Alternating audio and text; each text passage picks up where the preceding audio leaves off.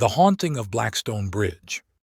The old stone bridge had stood for centuries, spanning a deep, rushing river, and it had always been a vital connection between the two sides of the town. But one ominous day, everything changed. It was as if an invisible barrier had fallen upon the bridge, making it uncrossable. The first signs of trouble appeared when a car, driven by a young couple, approached the bridge. As they neared the stone arches, the engine sputtered and died, the steering wheel locked up, and the brakes refused to respond. In a horrifying twist of fate, the car crashed into the bridge's stone parapet, leaving the couple shaken but miraculously unharmed. News of the bizarre accident spread quickly, and people began to speculate that something was amiss with the bridge. Authorities inspected it thoroughly, but there were no apparent structural issues or maintenance problems that could explain the sudden malfunction of the vehicle. Undeterred, pedestrians attempted to cross the bridge on foot, thinking they could avoid the eerie fate of the car's occupants. However, as they stepped onto the stone path, a wave of dizziness overcame them. It was as if the world had suddenly tilted, threatening to send them tumbling into the river below. Terrified and disoriented, they scrambled back to solid ground, unable to explain the sensation that had nearly pulled them to their doom. As days turned into weeks, the town was in turmoil. People could no longer travel freely between the two sides, and businesses on both ends of the bridge suffered. Experts were called in from far and wide to examine the enigmatic phenomenon, but no one could find a rational explanation. Some speculated that it was a curse or a supernatural force at play, while others believed it was a bizarre yet natural occurrence. One evening, as twilight cast long shadows over the town, an elderly man named Tom approached the bridge. He had lived in the town his entire life and felt a deep connection to the ancient structure. With a sense of determination, he began to slowly make his way across the bridge. Despite feeling the same disorienting sensation that had afflicted others, Tom pressed on. His steps were unsteady, but he focused all his willpower on reaching the other side. Inch by inch, he moved forward, ignoring the dizziness that threatened to pull him into the abyss. At long last, Tom was just a few steps from the other side of the bridge, and the crowd that had gathered watched in awe and disbelief. But then, in a horrifying turn of events, an unseen force seemed to grab hold of him, pulling him back with a violent jerk. The onlookers gasped as Tom struggled against the invisible force, his fingers desperately grasping at the stones. But it was futile. With a sudden, heart-wrenching tug, Tom was yanked away from the bridge and sent tumbling into the river below. Panic ensued as people rushed to the river's edge, but there was no sign of Tom.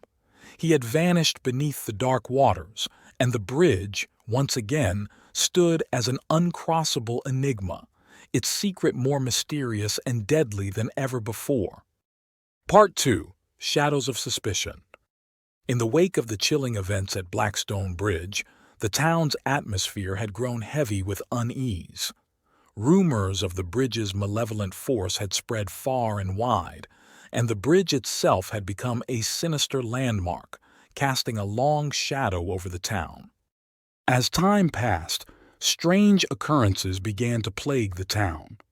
Those who ventured near the bridge at night reported seeing eerie figures, their silhouettes shifting in the moonlight. Some claimed to hear faint whispers carried on the wind, as if the bridge itself were conspiring with the shadows. Whispers turned to hushed conversations, and soon, a sinister theory emerged. People began to suspect a woman named Emily, a solitary figure who had always been somewhat of an outsider in the town. She lived in a small cottage on the outskirts near the bridge, and her eccentric habits had made her a target of gossip and suspicion. Emily had always been known for her fascination with the supernatural. She collected ancient books on folklore, practiced obscure rituals, and had an uncanny ability to predict the weather. As the townsfolk grappled with their fear of the bridge, they couldn't help but connect her to the mysterious figures seen in the dead of night. Rumors swirled through the town, painting Emily as a witch who had struck a malevolent bargain with the bridge's spirits. Accusations flew, and a growing number of townspeople believed that she was somehow responsible for the supernatural occurrences plaguing Blackstone Bridge. One moonless night, a group of townsfolk gathered at the edge of the bridge, determined to confront Emily and demand answers. Torchlight flickered in the darkness as they approached her cottage. They found her outside, tending to a small garden of herbs under the dim glow of a lantern. "Emily!" one of them called out, his voice trembling with a mixture of fear and anger. "What do you know about the figures we've seen by the bridge? Are you behind this?" Emily turned to face the accusatory crowd, her expression a mix of sadness and resignation. "I've always been a student of the unknown," she replied calmly. "But I assure you, I am not responsible for what haunts Blackstone Bridge. I have my own questions and fears about that place." As Emily spoke, a chill descended upon the gathering. It became clear that she, too, had been haunted by the bridge's mysteries, and her knowledge of the supernatural was born out of a quest for understanding rather than malice. In that moment, doubt and suspicion gave way to a shared sense of unease. The town's residents realized that they were all connected by the enigma of Blackstone Bridge, and they needed to unite rather than accuse. The true nature of the bridge's malevolent force remained shrouded in mystery, and the suspicions surrounding Emily began to wane. The town, haunted by shadows and secrets, understood that they needed to confront the supernatural together, for only then could they hope to unravel the mysteries of the bridge and put an end to its reign of terror. Part 3. The Midnight Vigil. In the aftermath of the confrontation with Emily, the town's residents were no closer to understanding the mysteries of Blackstone Bridge. The eerie figures still haunted the night, and whispers of malevolent forces continued to unsettle the town. One evening, as a full moon bathed the town in silvery light, a group of brave townsfolk gathered at the edge of the bridge. They were determined to uncover the truth and put an end to the supernatural occurrences that had plagued their lives for far too long. Armed with flashlights, cameras, and a sense of grim determination, they decided to conduct a midnight vigil on the bridge. Their plan was simple: to document any unusual activity and gather evidence that could shed light on the bridge's dark secret. As the clock struck midnight, the group ventured onto the bridge, their footsteps echoing ominously in the silence. The night was eerily still, and the only sound was the soft rush of the river below. They moved cautiously, their flashlights cutting through the darkness. Hours passed, and tension hung in the air. Some members of the group claimed to see shadowy figures darting in and out of view, just beyond the reach of their flashlights. Others reported feeling a bone-chilling coldness that seemed to emanate from the very stones of the bridge. Suddenly, as the group reached the center of the bridge, their flashlights flickered and died simultaneously, plunging them into complete darkness. Panic swept through the vigilantes as they fumbled for backup lights and tried to relight their flashlights, but they remained stubbornly unresponsive.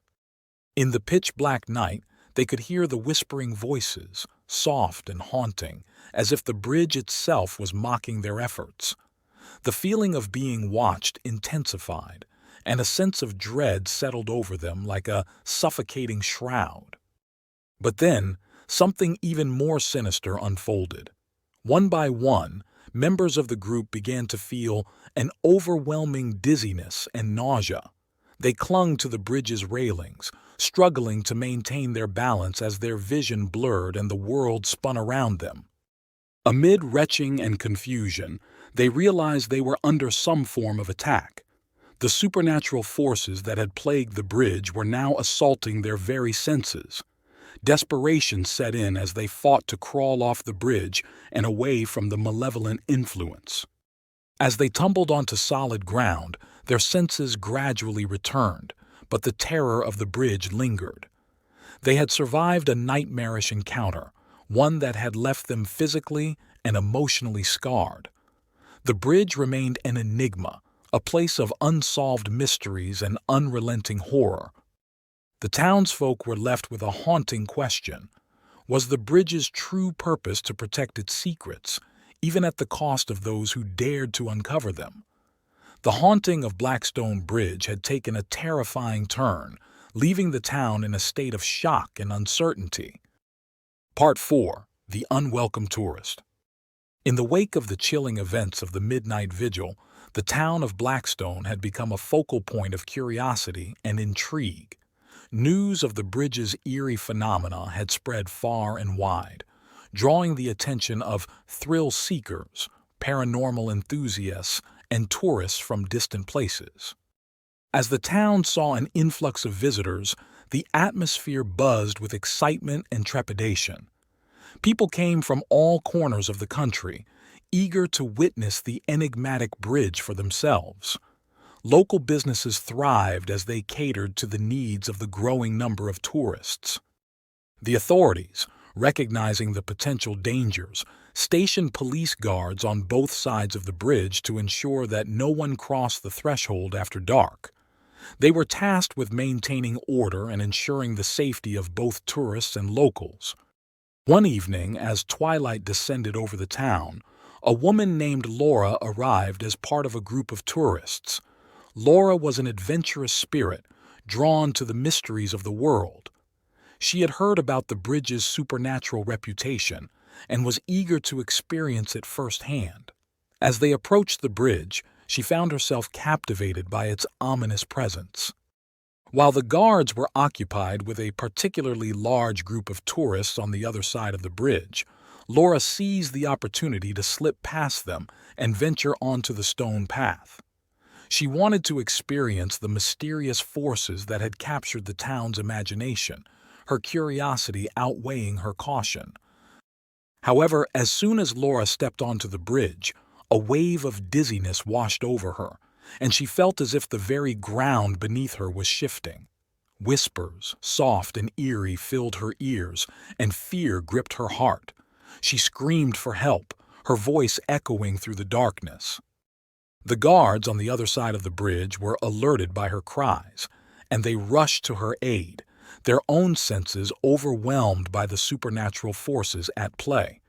They forced their way through the disorienting sensations and reached Laura, who was now trembling and pale. Desperate to save her, they pulled her away from the center of the bridge, where the phenomena seemed most potent. With each step, the dizziness began to wane, and the haunting whispers grew fainter until they faded entirely. However, as the guards turned to leave the bridge, they realized that one of their own was missing. Panic set in as they searched frantically, their flashlights scanning the eerie expanse of the bridge. And then they saw him. One guard, struggling and disoriented, was lying on the ground near the center of the bridge. His eyes were wide with fear, and he clutched his head as if trying to ward off the haunting sensations that surrounded him. Laura and the other two guards, their concern for their fallen comrade outweighing their own fear, rushed back to his side. They struggled to lift him to his feet, his body trembling with the lingering effects of the bridge's supernatural influence. With tremendous effort, they managed to escort him off the bridge, his steps unsteady and his breath ragged. The haunting whispers and dizzying sensations continued to assault them as they retreated to the safety of solid ground. As the guard regained his composure, he described the overwhelming sensations that had overtaken him on the bridge, the voices that had seemed to seep into his very soul. It was a harrowing experience that left him shaken to the core. The incident served as a sobering reminder that Blackstone Bridge held secrets that defied explanation, and that its supernatural forces were not to be taken lightly. The town and its visitors were left to grapple with the unsettling truth that the bridge's mysteries remained unsolved, and their fascination with the enigmatic structure came with a price, an encounter with the unknown that could leave even the bravest souls trembling with fear. Part 5. The Unveiling. As the days turned into weeks, the unsettling events at Blackstone Bridge continued to haunt the town. The influx of tourists had dwindled, replaced by a sense of caution and foreboding that hung heavily in the air. The bridge remained a symbol of both fascination and fear, a riddle that defied all attempts at unraveling. One moonless night, as the town lay shrouded in an eerie silence, a dense fog began to roll in from the river, cloaking the bridge in an impenetrable mist. The residents of Blackstone, gripped by an inexplicable sense of dread, watched from their windows as the fog crept closer, like an ominous curtain drawn across the town. At the same time, a solitary figure, wrapped in a heavy coat and clutching a flickering lantern, approached the bridge from the outskirts of town. It was a stranger, drawn to Blackstone by tales of the bridge's eerie phenomena. The townsfolk knew nothing of this newcomer, and his true purpose remained a mystery. As the stranger ventured onto the bridge, the fog closed in around him, swallowing him in a thick, chilling embrace. The lantern's feeble light struggled to pierce the darkness, casting eerie shadows that danced in the mist. Suddenly, from within the fog, a haunting melody began to echo. It was a mournful tune, played on an otherworldly instrument, and it sent shivers down the stranger's spine. He couldn't see its source, but the music seemed to emanate from the very stones of the bridge itself. The bridge's stones seemed to come alive, shifting and writhing like ancient, sentient beings. They whispered secrets of centuries past, tales of lost souls and forgotten tragedies. The stranger's heart pounded in his chest as he realized that the bridge was not just a structure but a living entity, harboring a malevolent intelligence of its own. As the stranger pressed forward, the fog grew thicker, making it impossible to see more than a few inches ahead. The mournful music intensified, and he could feel the presence of something lurking just beyond his vision. And then, from the swirling mist, spectral figures began to materialize. They were the same eerie apparitions that had been seen on the bridge before, their forms translucent and indistinct. They moved closer, their eyes hollow and mournful, reaching out as if to beckon the stranger into their ghostly midst. Terrified and alone, the stranger continued to advance, each step heavier than the last. The figures drew nearer, their whispers growing louder and more insistent. They seemed to be offering him a choice, a chance to join them in their eternal existence. But just as the stranger was on the verge of succumbing to the supernatural forces, a blinding light pierced through the fog. It was the lantern of one of the police guards who had been stationed at the bridge. The guards, having sensed that something was amiss, had ventured onto the bridge to investigate. Their flashlights cut through the fog, revealing the spectral figures in all their eerie glory. They moved quickly, forming a protective barrier around the stranger and shielding him from the ghostly entities. As the guards worked to escort the stranger off the bridge, the apparitions howled in frustration, their mournful cries echoing through the fog. The bridge itself seemed to groan and shudder, its malevolent presence recoiling from the intrusion of the guards and their light. Once they reached safety, the stranger was left trembling and pale, his encounter with the bridge's supernatural forces etched into his very soul. The guards, too, were shaken by the intensity of the encounter, their faces pale and their voices trembling. With the dawn's first light, the fog began to lift, and the bridge appeared once more, ancient and enigmatic. It stood as a silent sentinel, guarding its secrets with an unyielding resolve. As the town awoke to the events of that fateful night, a heavy silence settled over Blackstone. The bridge had revealed a glimpse of its true nature, a malevolent intelligence that defied understanding. The haunting of Blackstone Bridge remained unsolved, and the town was left with more questions than answers. And so, the story of Blackstone Bridge continued to endure, a chilling enigma that would be passed down through generations, a tale of darkness and mystery that would forever haunt the town and all who dared to approach its ancient stones.